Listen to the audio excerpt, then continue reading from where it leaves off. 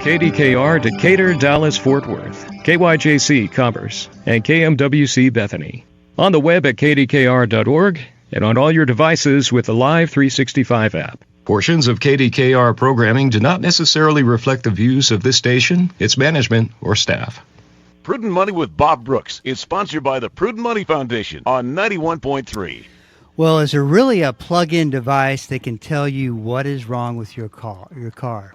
Today we're going to take a look. Stay tuned for the special Car Corner edition of Prudent Money. Good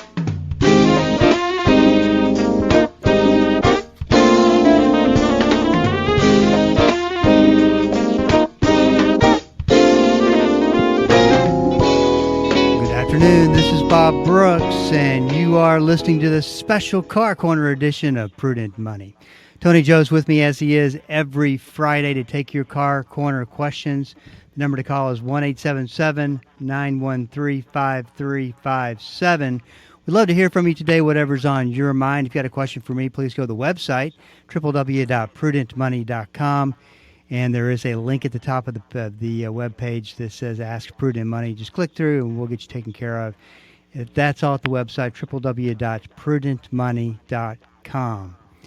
1-877-913-5357. Well, Tony Joe, here we sit on another Friday.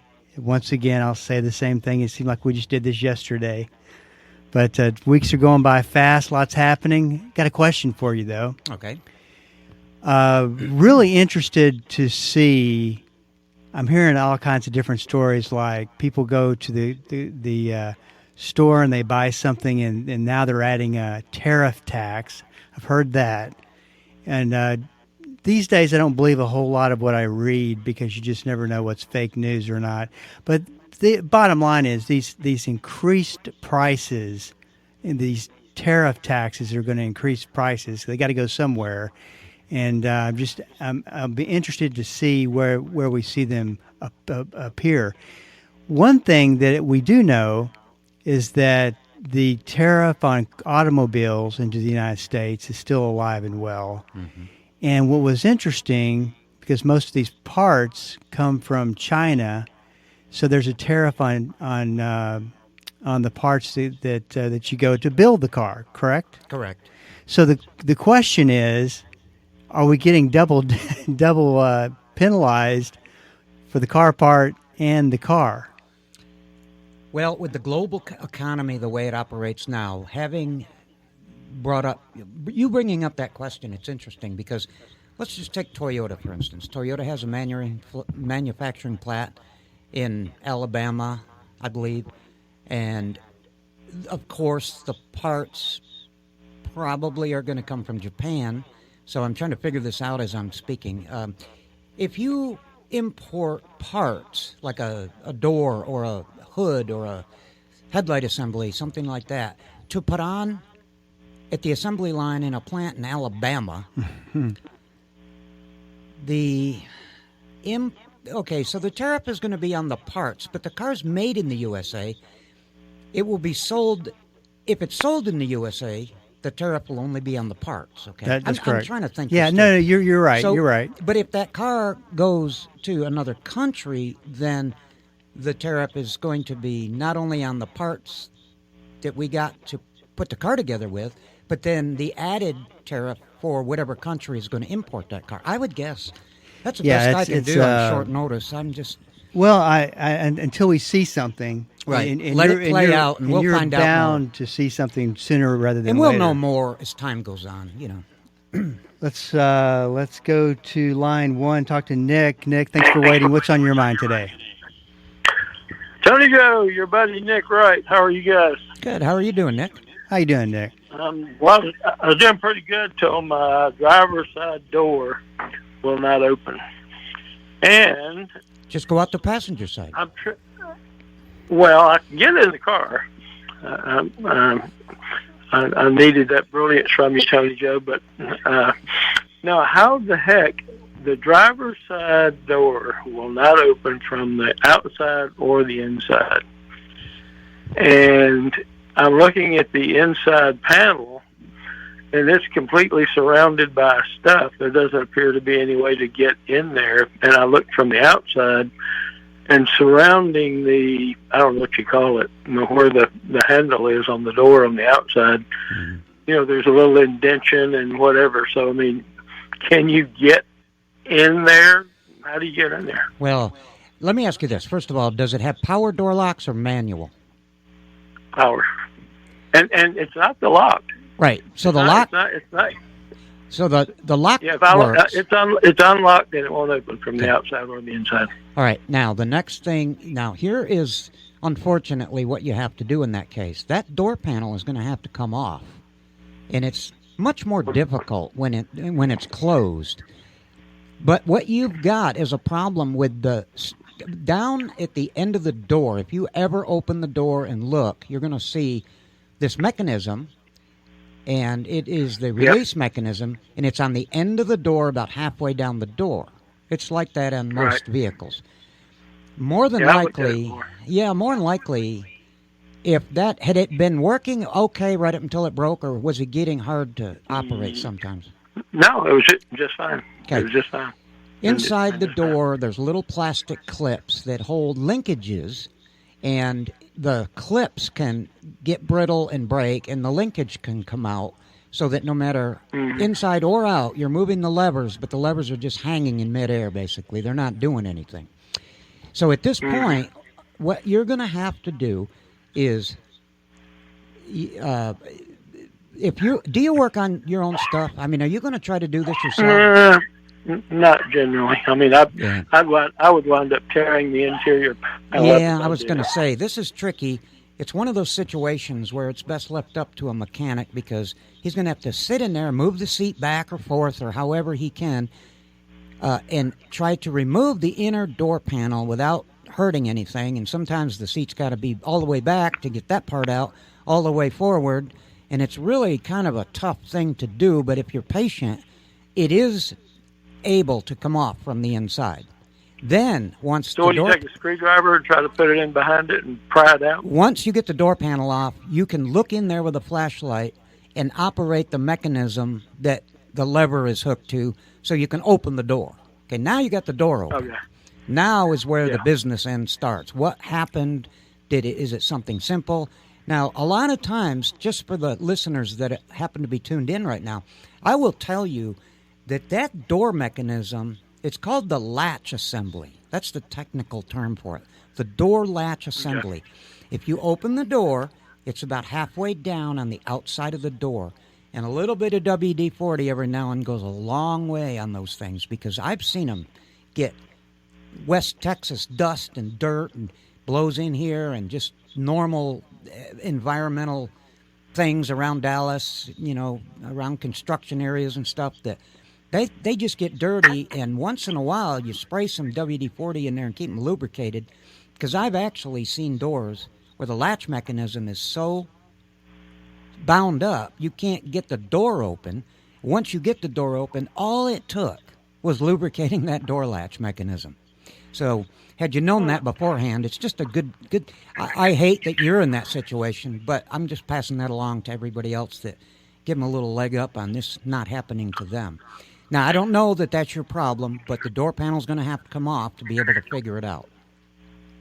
Okay, when you move the seat back so that you get the optimum access to that thing, how do you take a screwdriver and try to insert it and just pry it out, just like you're opening a can or something, or what? Well, you have to look up to see whether the clips are pop-out clips where you would use a trim clip remover to pop them out. What year and make is it? What? Remember, this is my very old 98 Honda Accord. Oh, yeah, the Honda Accord, okay. In that case, they are pop-out clips. So you can take a trim clip remover or a screwdriver, something similar, and you can pop the clips out. Now, I will tell you, on a 98 Honda, most of the time you may break a couple of those plastic clips, but they're easy to come by, and you can get them and replace them before you put the door panel back on. But if you want to do this yourself, you're going to have to figure out, get creative with the seat so you can get room to pop out. Start at the bottom of the door and then you will get up to about midway on the door, and you're going to find some screws near the armrest, and you're going to have to remove 2 screws. But if you look online, you can see exactly how that thing is put together. And then you'll know where the screws are. And then you can remove the screws, pop out the clips, and the door panel then slides up and away so that you can... Do you have power windows? Yeah. Okay, you're going to have to unplug the plug for the power windows as well, but that's minor. I'm just saying you don't want to rip the wires. So once you pull the door panel up and away, you unplug the power window switch, and then you can completely remove the door panel and get it over on the other side of the car for now so you can get a flashlight. Look in there, look at the back midway down on the door, and you'll see the door latch mechanism. Then you're going to have to look at the levers and see what happened, because there will be a lever in there that you can just flip with your finger, and it'll open the door. Okay. But my guess is whatever happened, that door latch mechanism is not going to have a lever on it anymore. It's going to be hanging down, and probably the retainer clip, which is made of plastic, is also laying in the bottom of the door. Okay? Okay. Well, sounds probably easy for you, but complex for somebody that doesn't know what they're doing like me. If you're patient, you can do it. You just have to get creative with the seat. You got to move it all around, put the recliner up, back. You got to just figure out ways to get in there, you know. Well, do you start out to just get the initial entry, if you will? I mean, do you take a screwdriver and kind of try to pry it up a little bit, or what's the deal there? Well, you're going to have to look online first and see where the screws, the mechanical screws that hold the armrest and possibly underneath the window switch. There's a couple of screws around there. You're going to have to remove them. Now, the clips, the clips just pop out, but you don't want to start undoing the clips until you remove the screws, because the clips come last. And like I said, they pop out, and if they crack a couple of them, you can get them. They're readily available at a parts store, and they're very inexpensive. But after all these years, Nick, you're going to break a couple of those probably. Oh, yeah. Okay. Sounds like a deal. Well, guys, I've got 2 great jokes for you, but I'm too tired to tell them today, so your audience will just simply wait in advance. Well, we'll look forward to that on a future call. Thank you, Nick, for calling. Yeah. Thanks, Lord Nick. bless you. Nick? I think we lost him. Okay. This is Bob Brooks. You are listening to the Special Car Corner edition of Prudent Money. You've heard of Dukes of Hazzard. Well, Chris said, tell Nick to use the Bo Luke method. Climb out the window. Mm-hmm. That's interesting. What was the piece of advice that you got him? Go to the Use the passenger door. Use the passenger door. Man, that's why people listen. It works. To this kind of advice. You can't even get that on YouTube. That kind of advice. No, you can't, as a matter of fact. 1-877-913-5357 is the number to call. You know, one of the things that we talk about is, or in fact, there's got to be an official name for the widget. I'll call it the widget that you plug into your car and it tells you what's wrong with your car. What is the official name of that? That would be a scan tool. Scan tool. Okay, that's right. So we have watched as various companies have taken the sacred scan tool and made it into a moneymaker. Mm-hmm. So if you got that check engine light, probably the main thing, I guess, that you would use it for, comes on, you can go to recommended mechanic or store, and they'll plug it in, they'll tell you what's wrong, and then they'll refer you to somebody, or they'll fix it there at the actual shop. Recommended facility. Right, recommended facility. Mm-hmm. Some of the best advice that you've given through the years is that people take that scan tool and have the wrong opinion of literally that you can just plug it in and it's going to tell you what. And you've always said, no, it tells you the symptoms. Mm-hmm. Talk a little bit about that, because it's not that we're saying don't go do that, but have your eyes open as to what kind of advice you're really getting. Okay. I'm going to try to make this as simple as I can, because I just learned of this, that I haven't had a lot of time. Excuse me. I haven't had a lot of time to investigate this, but this is something new. Okay, on the Right. market. This is a company that you see advertised all the time. They sell primarily car parts, and they're advertising this gadget called Fix Finder, I think is what it's called. Okay. And so that's what we're talking about. Okay, here is what you've got to understand about how the scan tool interfaces with the car's vehicle computers, plural, because it depends on which one you're looking at. But let's just take the engine control module as a simple example. That's the one everybody thinks of first is, well, the car computer.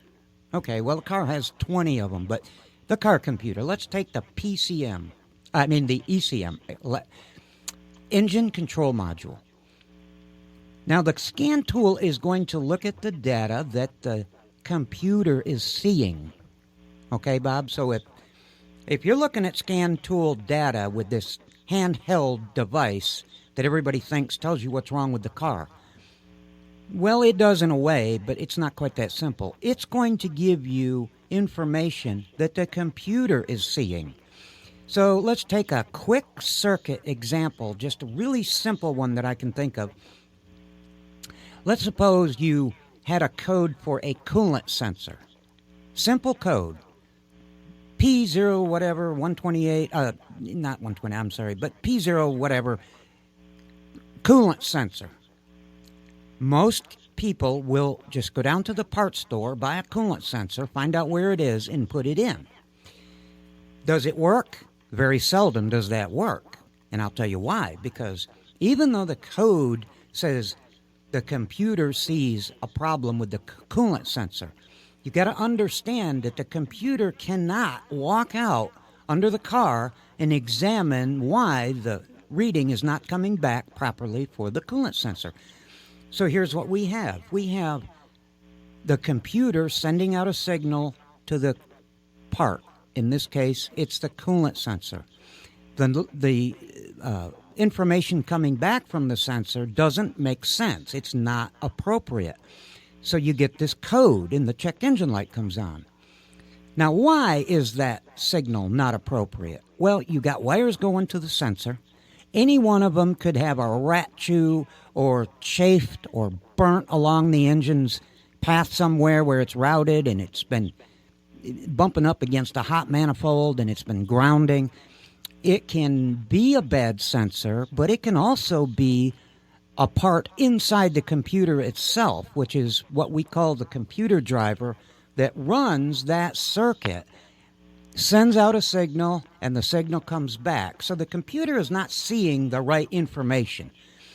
Let's take a look at the coolant sensor itself. Let's suppose the sensor was okay, the wiring was okay, and the driver in the computer was okay. If the car had a hole in the radiator hose and it lost all the water, it's going to overheat or it's going to get very hot. The coolant sensor is going to see that out of range, so to speak, temperature, and it's going to report something to it's going to report that information to the computer. If you don't notice that your gauge has gone up to 3/4 of the way, the coolant sensor is going to tell the computer, hey, we're almost overheating, so throw the code on and turn the light on to alert the driver. Well, the code itself says coolant sensor problem. However, the problem is really in the cooling system. It's got a broken hose or a loose clamp, and it's lost half of its coolant. So don't blame the coolant sensor because it's trying to tell you something that it sees. Okay, so there's a lot of things that can be wrong with the circuit besides blaming the part that pops up on the screen of the scan tool. The screen on the scan tool looks at what the computer sees. It's seeing what the computer sees. Then you have to know pretty much how does that circuit work. You got to know how the car gets and receives that information so that you can verify and test from that point on. That's where the time comes in. You need to diagnose the problem. Most people don't like to pay for diagnosis time, but unless you do the proper diagnosis, you're going to buy things that you probably don't need. And we are not a proponent of just throwing money at something. We'd rather diagnose the problem so that the money that's spent is effective and actually fixes the root cause of the problem. So how often do you think that happens? A lot. I mean, All the time. a percentage of the time, just to throw it out there. Well, 80%. Really? And I'll tell you why it's so high, because a lot of people can buy their own code reader for a moderate price. They don't understand that all that does is read codes, and that might cost $50 or $60. The equipment that professionals use, which you would also think of as a code reader, does a lot of functions other than just reading codes. And we're pricing that at, let's just say the code reader you can buy for $60. Some of the professional tools you need to communicate bidirectionally with the scan tool, with the computer, it interfaces in a way that it can operate the computer and it can make things run and it can produce commands and, things like that. I mean, we're talking $20,000 compared to $60. Wow. So which do you think is going to be? Right. Why would you need a $20,000 tool when you can buy one for $60? Well, because there's so much more involved. And the problem I see is that people get their own scan tool, they read the code, and they go down and buy the part. Some of those parts are $300.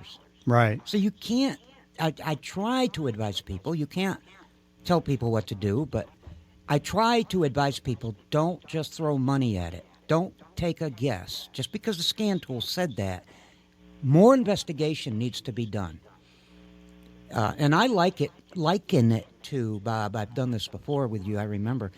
You go in for an EKG, at least back in my day, this is how I'm sure they've got instant stuff now, but the doctor put these patches on me, okay, and he read my heart rate. It came out on a graph, like a lie detector. And he held it up when it was done, and he looked at it. Is that the last time you've had an EKG? Yeah. That's a long time ago. They don't do it like that anymore?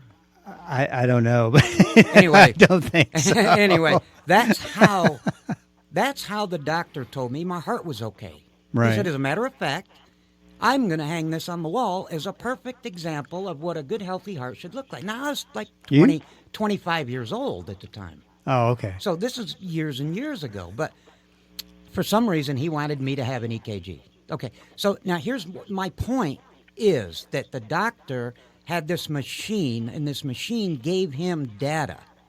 He took the data and looked at it and had to use his doctor brain to decide, is that a healthy-looking heart? Does this guy have AFib? Does this guy have a problem? Do I see anything wrong? Well, that's where his education came in. Sure, right. Visually looking at the chart.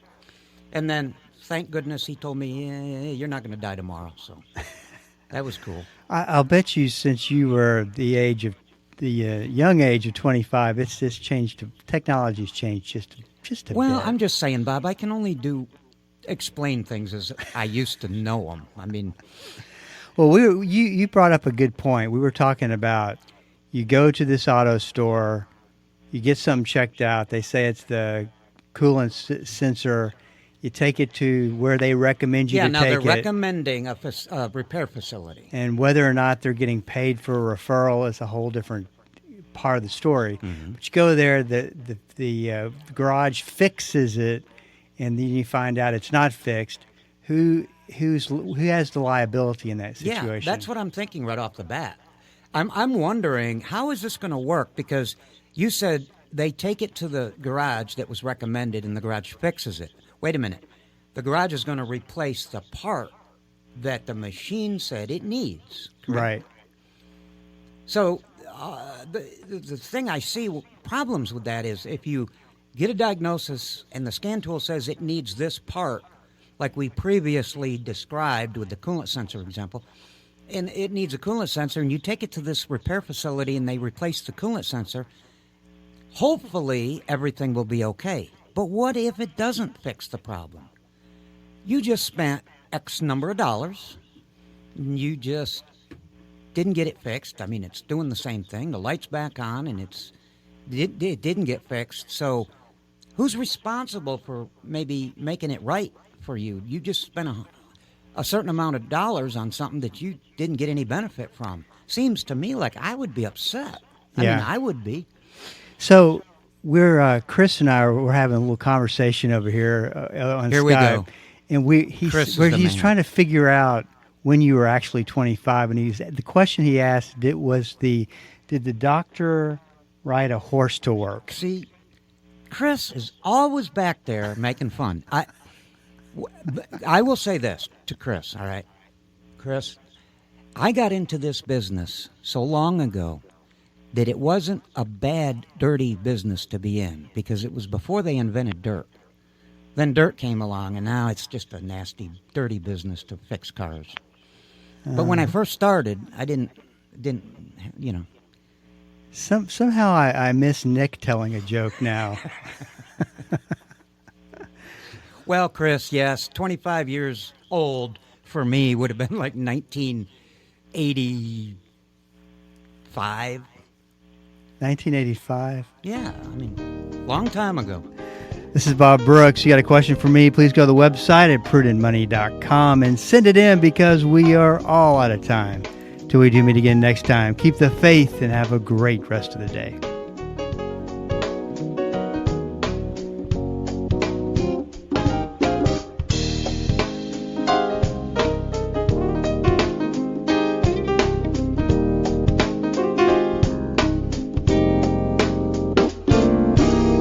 That's all the time we have for today. Questions or comments for Bob, or to find out more great information like what you've just heard, visit www.prudentmoney.com. Be sure to join Bob Brooks again for the next edition of Prudent Money.